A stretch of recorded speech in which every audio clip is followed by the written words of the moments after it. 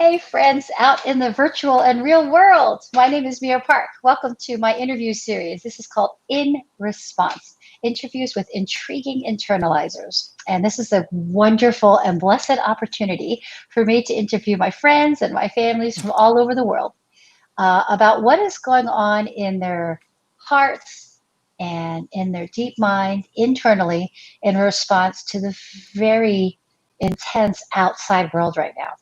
It is June 9th, 2020.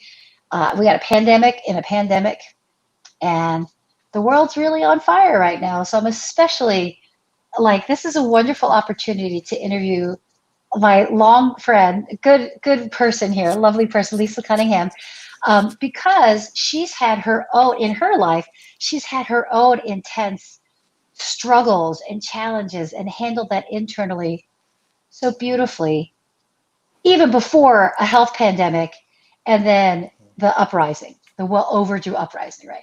So Lisa and I met at Cook County Correctional Facility where she was an employee. She was a wellness coach, and we'll let her talk more about that in a minute. And I have been volunteering there to teach yoga for about 10 years. So we met 10 years ago. Yeah, because she was our liaison. She's since retired.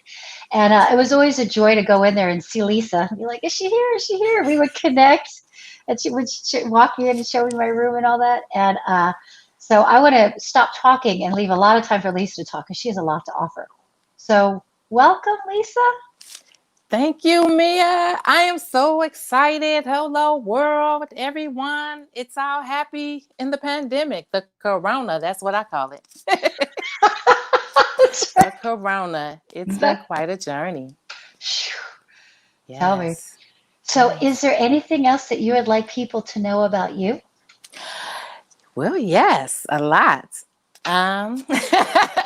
It is so much like internal that I'm just grateful. First of all, I have to say thank you to God, who is the creator of my life. And just, I call my creator God. He's my mother, my father. And I'm just grateful for that. Um, Internal transformation, Mia, is what I've been doing since the pandemic. Like, God shut me down, and I'm ever so grateful. I am newly retired. I've been retired now 2 years.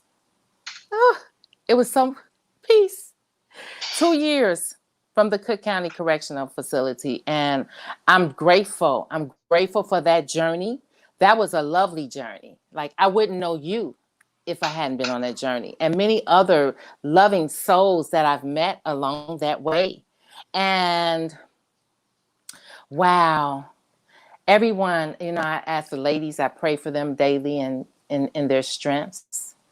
So, um, you want me to tell you what I've been doing on the pandemic, though? Which is Yeah, exciting. yeah. Let's talk. Well, first of all, let's lay the grounds here so people know what context we're working in. Yes, Can you yes. so we're both in Chicago, different Mm-hmm. neighborhoods, but can you talk about what to you is the outside world, and then we'd love to hear what's going on in your inside world in response to your outside world.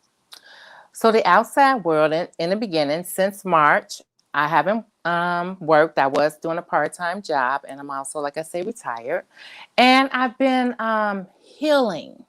So that was going on before the corona, which I'll talk a little bit more about mental health and the importance of taking care of yourself mentally, spiritually, and physically. So I had a really bad breakdown, and I was really dark when I left my job. Very dark. And I kind of like had to research due to non-services and being not able to take care of myself with other challenges mentally. I had to research myself so I could take care of my child. Okay.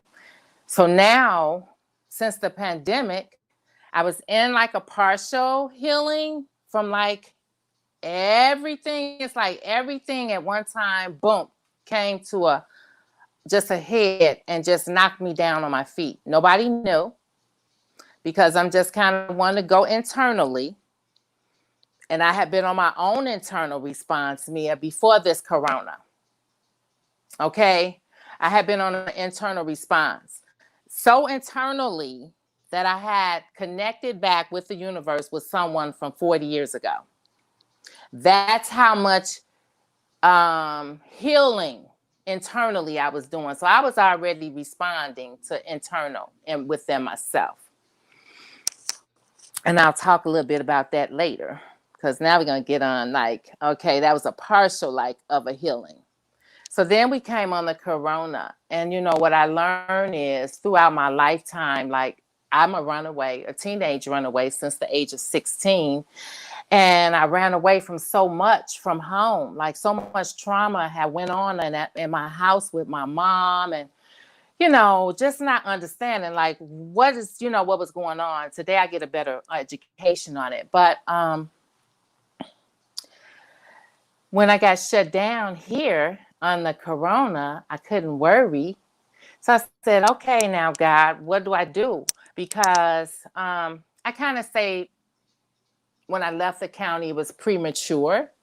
And then I don't know if it was premature because I was led by the spirit to leave my job. Okay. It was kind of like, it's time to go. You question how I'm going to take care of my family, you know, blah, blah, blah. And it's just like, don't worry about that. I got you. Okay. So I left on sheer faith. So it was premature. And to say like, you know, I'm grateful for my pension. Because I get a pension. See, and I'm proud of that because, you know, I've been a lot of things in life, you know, a lot of things. Yes, you have. I've been a lot of things in life. So to say I have a pension today is a blessing. The amazing graces, okay? It's a blessing, but let me just say it's due to also to your hard work and your diligence and your desire to constantly become a better and more evolved human being, especially where you started from. So yes, you earn that pension in more ways than just working in the jail that you were once incarcerated in. I mean, you earn that through talk here. About it. Yes, Mia. Okay. So yes, the incarceration and all the other incarcerations before the actual incarceration. Okay. So just say, boom. Once I left the county, I just felt like I was landed in a dark place because being in the county, I shedded light on others. See, and that's what I did all my life. I've been shedding light on others, but in a chameleon fashion, as a chameleon. You know, it wasn't coming from an authentic place because I was in search of some stuff, love, you know, trying to get my abandonment wounds and all this stuff, waiting on the man to come and save me. Okay. This is stuff I've been waiting on. And what it does is cause suffering. Causes suffering mindset. So I learned all this stuff. So let me get back on the pandemic because this is stuff that's some real cool stuff, but it's real. Like had me in tears some days. I got to be in my room, shut down, like broken up. Like I say, a 40-year just surfaced, but it needed to do that connection because what it did, it connected me from that little girl. See, I needed to really grow up, Mia. So that connection grew me up. It connected me to 50. Well, I ain't gonna tell my age, but anyway, it connected me though from the time I left my mom's house, okay, and to where I'm at now. It just brought me. It's so funny how the universe works, and I'm learning about these shifts. So this is what my creator has been having me on. And me and my baby, I'm a single parent, have not missed a meal or anything. It's some challenges, yes. But I've been more on a healing because I have 5 children. I've raised 5 children in the midst of all the generational curses that I feel through everyone in my family hit me. Because I've been a prostitute. I've been domestically, violently traumatized all my life. I've been through more trauma than the world can even say, like, how is she still alive? How is she still talking? Because statistic-wise, and my story was before, like, she ain't gonna make it, okay? They thought I was gonna die. And, and with no support. The only support I had was my father. That's why I hold key to, he says, when your mother and your father forsake you, there I am in the midst. So I have someone that I've never seen or anything, but I know for a fact, like somebody raised me and kept me safe. Because I done been in a lot of alleys, Mia. I've seen a lot of things. So fast forward back to where I'm at today on this internal response. I've been on more trainings, Mia. Like I'm in a corporate world, okay? Boss lady, me. I remember as an officer in the gym when she used to call me boss lady. She'd be like, boss lady, boss lady. And I say, yep, go on and call it into my future. Call it into my future because I want to be a boss lady to serve others so they don't suffer like I did. Okay? So to say I raised 5 children, Mia, and here I am. My baby, 18. Woo! The last one. Understand. I had a baby, Mia. My babies range from 38, 35, 29, 22, and 18. And now I'm going to tell you my joke. I'm going to tell the joke right now. Okay. You want to hear the joke? Of course I want to hear a joke from you. I'm a 5 kids, and I'm all of my lovely age. And so my 40 year, and I just want to say this was my love of my life that showed up after 40 years. Okay. And a lot of shame was going on there within the conversations. But then also, I just want to thank that person for, before all of the travesties, even though it was trauma before, but I still had innocence within me. Like he unfolded those things to me. Those things that the streets, like dancing, doing double dutch, playing Chinese jump rope. The streets don't do none of that. Okay, you got to grow up fast in the streets. And he just kind of like told me all the things that I was to kind of give me an identity back of who, because I knew like I wasn't supposed to be a drug addict. I wasn't supposed to be the prostitute. I wasn't supposed to be laid at man's hands, brutally beaten, that wasn't my destiny. And he reminded me of that. And I thank him. But we was like 2 wounded kids, Mia. And where I had thought like I had healed from some previous past relationships, like he was my first. And I had needed to connect it with him. This is how this universe works so that I could become starting back in my healing, like this is the authentic healing. It jumped me in the authentic healing, like training started becoming available. Like I'm learning about my mental.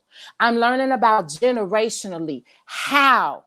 See, because I suffer from PTSD. I suffer from bipolar disorder category 1. I suffer from severe depression. I suffer from schizophrenia. Me. Okay. I didn't know all this, but I had to learn because, see, 1, I'm not a medicine. I don't like taking the medicine. I'm a holistic person.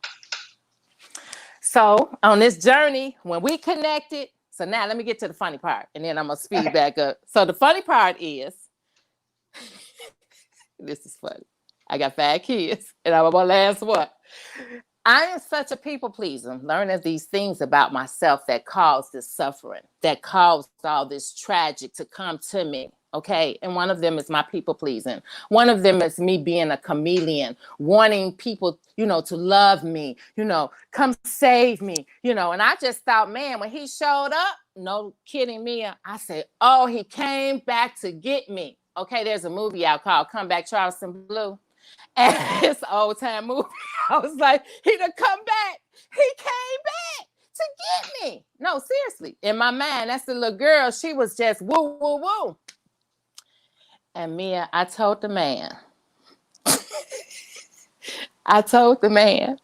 Because he hasn't had any children, okay, in his time, and for whatever reasons, I don't know, but I told the man I would have his baby. I said I was going to say it. Listen, I said I was going to say it Because guess what? That showed me. Because when I got off the phone with him, and then I'm crying out, I'll have your baby. Ooh. And then he says, here you go. He says, so what? You ain't did your full menopause yet? Now what? we both passed, okay? And mind you, like, I couldn't wait. I promise you, I love all my kids. But man, I can't wait to get to the 5th one and not have no more. And I said that. And when I get But off the the phone, people pleaser in you, some old part of your brain that was like, if I give this man a child, it's going to heal all these places in me. And you are beyond the age of having another baby come out of your body. You connect with someone who stirred so many parts of you awake that there's a part of you that was like, I'll give you a baby. And then there, of course, I'm sure there's other parts of your body that are like, no, you're not. You can't. exactly. Right? I hear when I you. got off the phone. That's how much of a people pleaser you are, you're saying. That's how much of seeking love. Yeah. See, this is what took me out. Seeking love in all the wrong places took me out cold as a light. And here I am, like, it's glaring. We talking about just to even say something like that. So that what that said to me was, girl, okay, this has surfaced and this has meant like you not healed.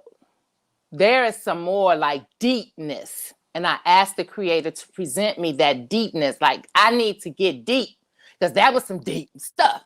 Because I ain't trying to have nobody babies me. I promise you I'm not. I'm trying to be free in the world like a butterfly and go and give my message of all these trauma bonds and these generational curses, and stuff that the challenges that I still face and dealing with. I just told you all these personalities. See, that was one of them personalities that told that man I'm gonna have his baby.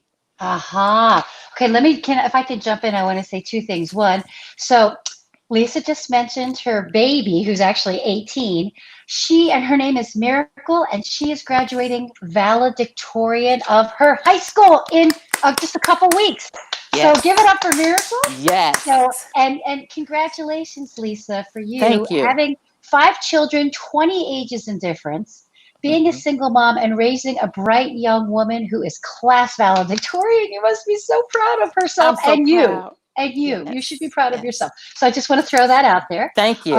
And also, just to comment directly to you, Lisa, I think that you and I think we've always bonded because we are people who understand that there's an opportunity for healing in everything that we do, and that we try to help other people realize that as well.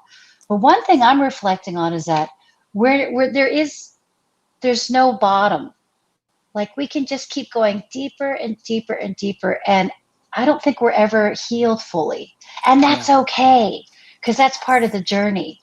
So I think that once we realize that me and you and all of us are just continually on the path, that it lets ourselves off the hook, and it lets us allow other people to get off the hook too. Like, okay, I am not completely healed because I never will be. And that's okay. That's part of the deal of being alive and human. And you see other people where they are, knowing that all of us can go deeper. So I just want to say that, to acknowledge that when you say you recognize that, there's still deeper places and you want to go deeper. Thank you. That is such brave work. And that it's okay, because there's never going to be a bottom, and you're already doing amazing work. Yes, thank you. Thank you, Mia. Thank you for that. I'm learning that there's no shame. That's the shame kept me using drugs. The shame kept me in these codependent relationships. They just kept me, the shame. I found myself spiraling deep, just deep. And, it's these different values and beliefs from family, from old age, generations. Like, I just learned, schizophrenic is genetic in my family. And I just learned recent that my mom and her siblings never spent a holiday with my grandmother, which was their mom, because my grandmother was always in a mental institution, and they pushed her and treated her like she was a black sheep. But I just found that out, like, wow, to never have spent a holiday with your mother, And then I thought about it, and that gives me permission to forgive my mom. you know, and then to Does forgive me. Go ahead, Mia. Okay, thanks. I want to also, with your permission, I'd like to give a little more context to you and your personal journey because I do think that will Yes, inspire other people. Do you want me to yes. share what I know of you, or are you okay? First of all, you okay if we talk about this? Go right ahead. You know, I'm no Okay, shame, no you want? shame. I know. I just want to check in. If I Or do just you, put it out there, I'm gonna have somebody, baby. There's no shame. All right, I'll there's have no your baby. shame. Will you stay with me? Right? Something like. Girl, we could have recorded that conversation that night. Oh my God. So at any rate, I'm quite sure maybe we'll have a laugh over it. Well, you and I are laughing now. We're out on the internet universe, so So thank you no again for shame. being Go right brave. ahead, Mia. Okay, No shame. so there's a lot to Lisa, a lot, and this is just what I know, which is to scratch the surface. So Lisa just shared she was born into a home with mentally unstable and mentally not well parents. Lisa was extremely neglected, physically abused, sexually abused, very coming from a really hard place. Ran away from home at 16, and I think you said that's when you met your pimp, who said that you were beautiful and he was going to make you a movie Model. star. Yeah. Right? A model, Yes, model. Okay, yes. your pimp A said you were model. gonna I always he was want gonna to. make you a model. And then he started prostituting you out on the streets. Yeah. Yeah. And this is Yeah. this was in Chicago, right? This was in Chicago on Yeah. Rush Street. I started Rush out Street. on Rush Street and the Gold. They called it the Gold Coast now. Mhm. And what Yeah. year was that when you first started sex working on the This streets? was in the early 80s, Mia. This was in the early 80s. Um, and so, Okay. you know, back then, pimping and prostitution was at a high rate. It's called Okay. human trafficking now, Yes. but it was human trafficking then, you Yeah, we know, have a new because word for it. I yeah, guess yes. yeah, okay.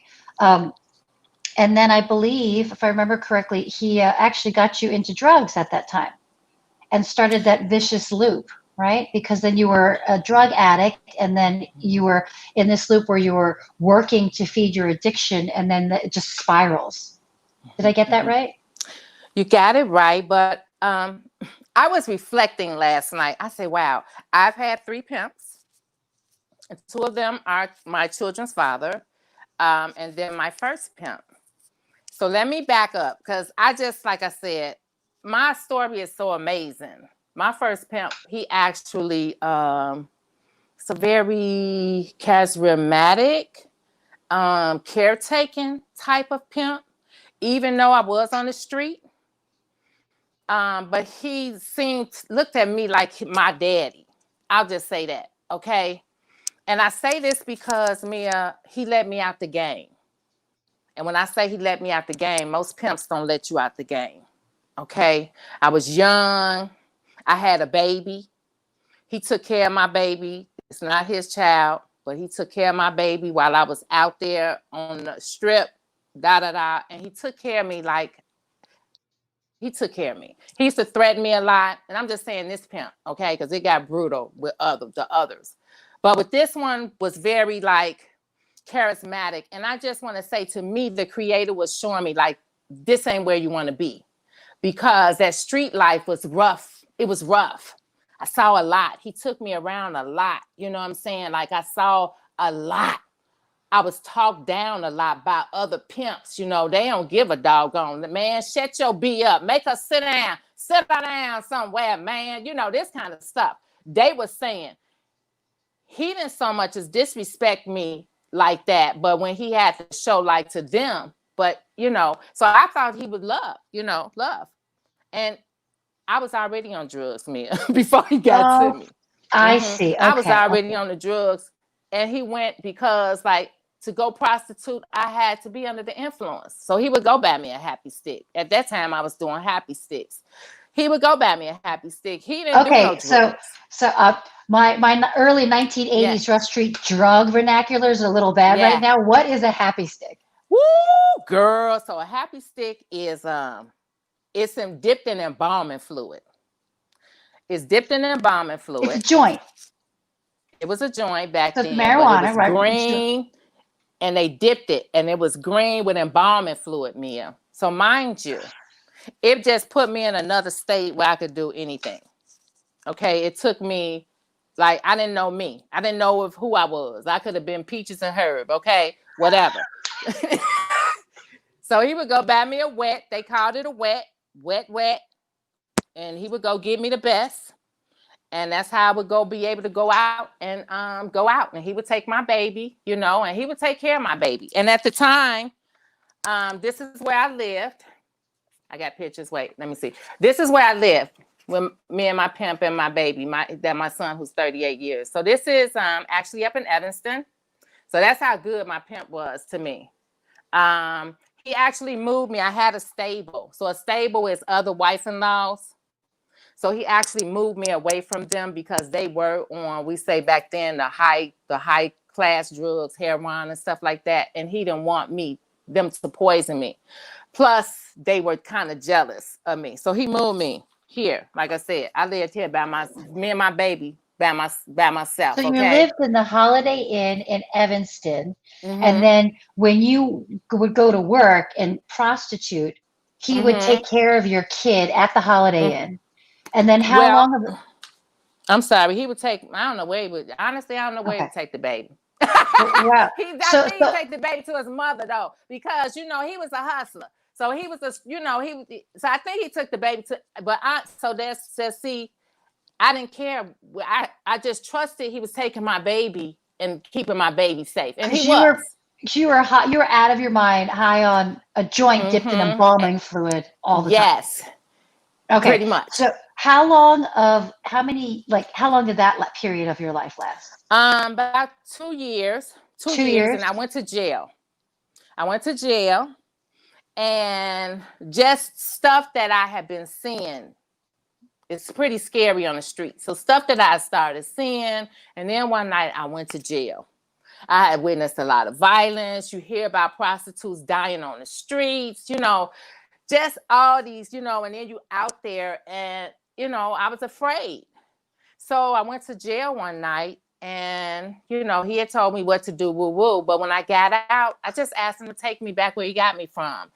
And he tried to traffic me, control me, and keep me there. But like I said, he wasn't a brutal pimp, okay?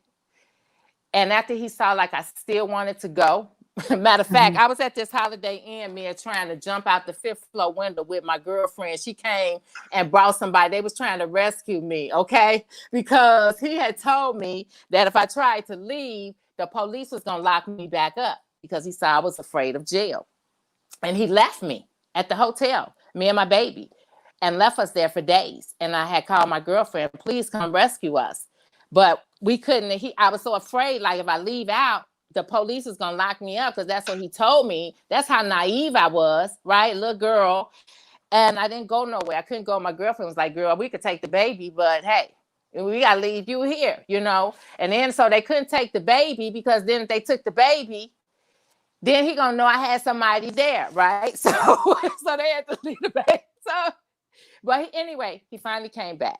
And then he just took me back. And then I just want to say, like, he took care of me, though, until I started smoking cocaine, freebasing. Freebasing was going on in the early 80s. It wasn't a crack back then. It was freebasing. This particular pimp that I had at that time, even though he took me back where he got me from on the north side, and I went back to where I was living at, but he used to come from time to time because, like I said, he was like that daddy figure. He would come and give me money for me and my baby. He was, that until one day he heard I was freebasing. And he told me, like, I don't get down like that. I don't get down with that. I don't approve of it. And he had told me before, like, because he saw me kind of going in the wrong direction. And he was like, I'm going to have to let you go. And he did. I started freebasing. And he let me go. And then I got with another pimp, which is the father, rest in heaven. He's the father of 2 of my children, my 35-year-old, my 29-year-old. I got with him, and the brutal trauma started. I was no longer on Rush Street selling my body. I was on Broadway, just a little, you still got paid pretty good, but you was like with the normal prostitutes. And it's still the danger, the risk. And I still was looking for love in all the wrong places. Like, here I am again. Like, and then I got with someone that was suffering just as much as I was. And he broke me down. He started my first breakdown. You know, that picture I sent you of my daughter. Let me show this picture of how she looked a couple of weeks when I had to cancel my first interview. So and I was talking to my sponsor and I was like, wow. I said, I look like this. My pimp had my face looking like this. My whole left side. This is my baby though. I didn't beat her up like this though, y'all. Okay, world. Yeah, She had allergic. She had a very severe allergic reaction and had to go to the emergency room. Yes. And so that's why, and Lisa sent me that picture. You can see Miracle's face is really inflamed. Yeah. Yes. But so the second pimp that I got with Mia though, that's how my face looked like the Hunchback of Notre Dame. I promise you. All that. So I say no shame because, I'm out here to help others, okay? Because there's some others struggling Was it inflamed like that from doing the drugs? No, he beat me up. I had went to turn a date. And I was with this fine white Italian man, okay, turning this date. And he was a big time dope dealer, right? And, he had the voice, baby, I'll save you, that kind of thing, right? And, I'm high. I'm in the room with him, and he was paying me really good. And, I chose up on him. Like forget my pimp. I want to be with you. He says, well, baby, you can be with me, just come on, and just, but he was using me, okay, just to get all his sexual pleasures. He was telling me, here I am, people pleaser, the chameleon. I'm going to be whoever you going to save me. I didn't want to go back to my pimp, and I really didn't because he was showing signs of abuse. I had not really gotten to that level of men putting their hands on me, because the first pimp, he would threaten me. He would show me, he would bend up hangers and all this kind of stuff, but he never used them, He would just say like, this is what I'm supposed to be doing to you, that kind of thing to scare me. But now I'm actually getting hands laid on me. I'm actually being called bees and hoes every day. I'm actually like losing me. Right? Losing me. Like this is who I stepped out into the world. Like I stepped out, Mia, no lie. I stepped out into the world with, back then we had Saks Fifth Avenue, Evans. That's who I stepped into the world as. Because I could always take care of me. But then I got with my second pimp and I got with the guy the dude, and he told me, hey, I'm gonna save you.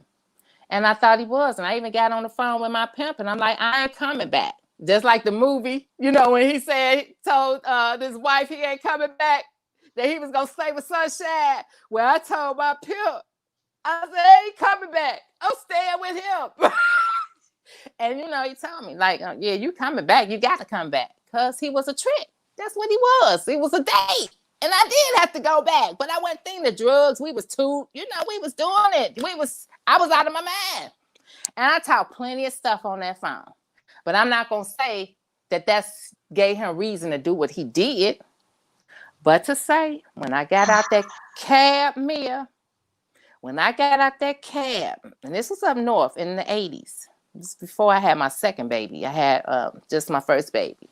When I got out that cab, all I remember was he did a doggone boom, boom, boom, boom, that kind of move. Whole face swole up like the Hunchback of Notre Dame. Yep, and my baby, and my lips. I remember my lips because I couldn't drink out of them. Like I couldn't drink. Only thing, but let me tell you about the disease of addiction though. Because when I came back, I had it, and I still got beat up, and I still had all my money. I handed him all the money and all the drugs at that time. That was the exchange for me, was drugs and money. I had everything. I just had talked stuff over the phone to him, and I got beat up profusely.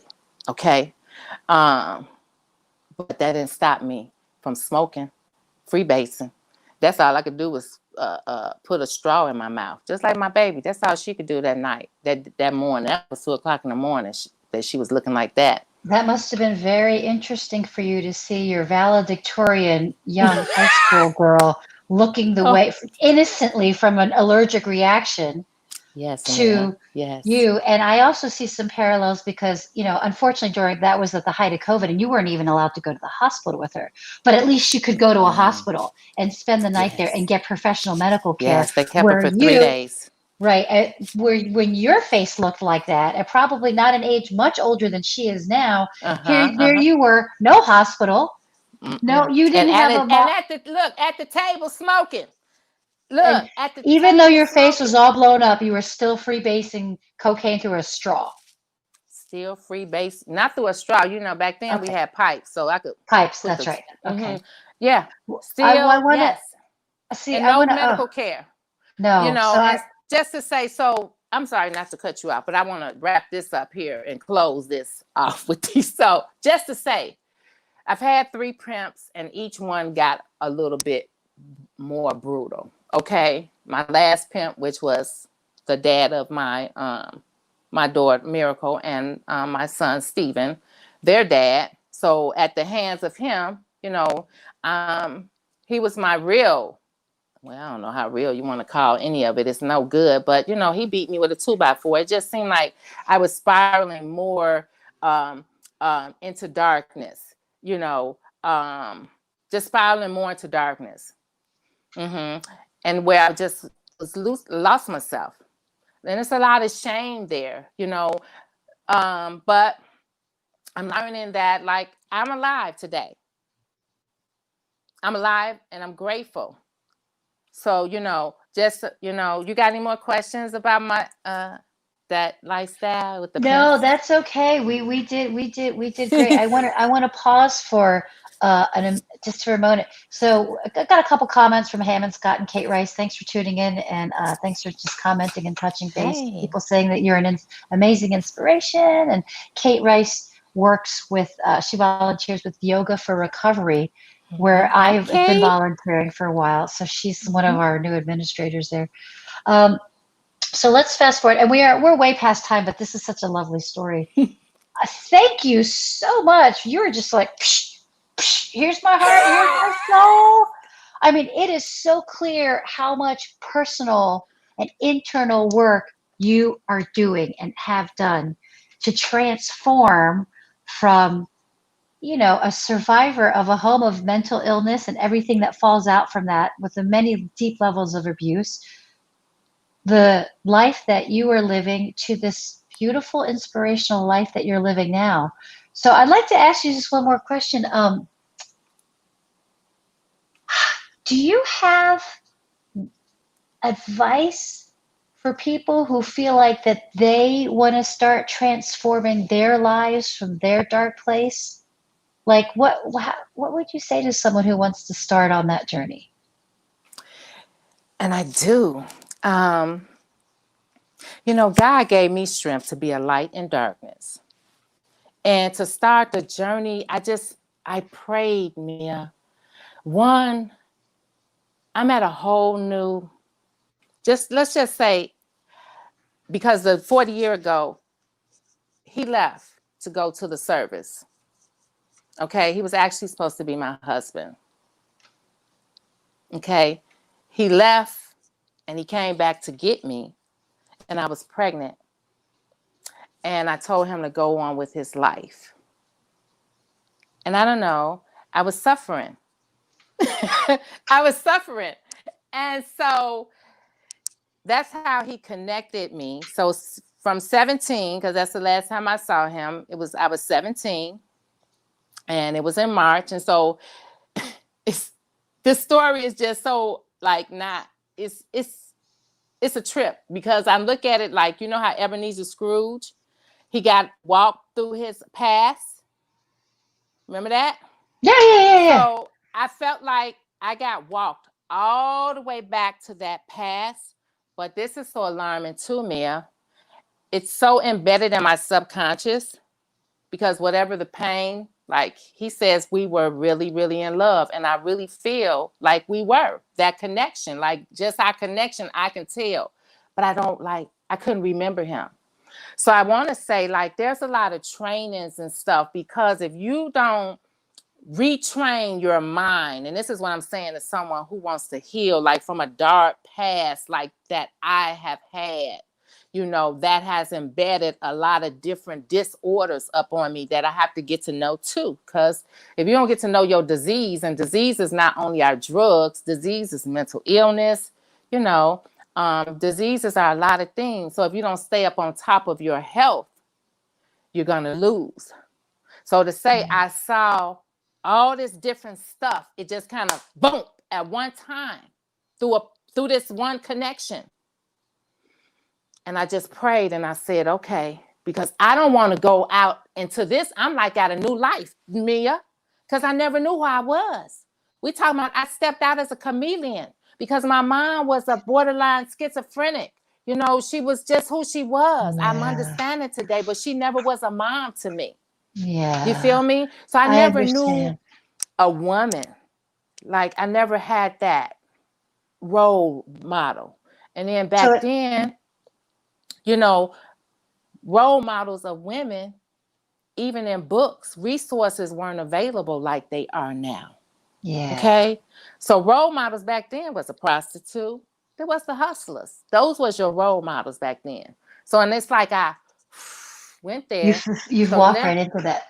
So if I can wait a minute, I was going somewhere. I'm sorry, not to cut you off. I'm going because I'm going back to your question, not to cut you off, but to say, so now that connection brought me, it's just like I just bolted, boom.